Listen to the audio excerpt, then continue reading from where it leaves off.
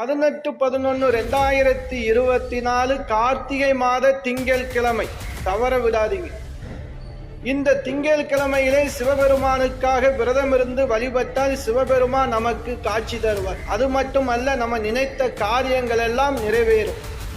திங்கள் கிழமை என்றால் சந்திர பகவான். அன்று நட்சத்திரமாக மிருகசீட நட்சத்திரம், அதாவது அங்கார பகவானுடைய நட்சத்திரமும் கூடி வரக்கூடிய ஒரு அற்புதமான நாள். இந்த நாளிலே வழிபடுவதால் சகல பிணிகளும் நீங்கி தரித்திரியங்கள் எல்லாம் ஒளிந்து சிவபெருமானுடைய பரிபூர்ண அருள் நமக்கு கிடைக்கும்.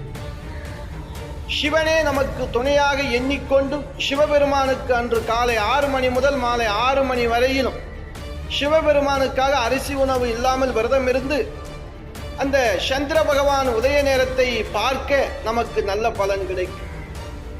சந்திர பகவானுக்கு 2 விளக்கு ஏற்றி வழிபடுவதால் மன நிம்மதி நமக்கு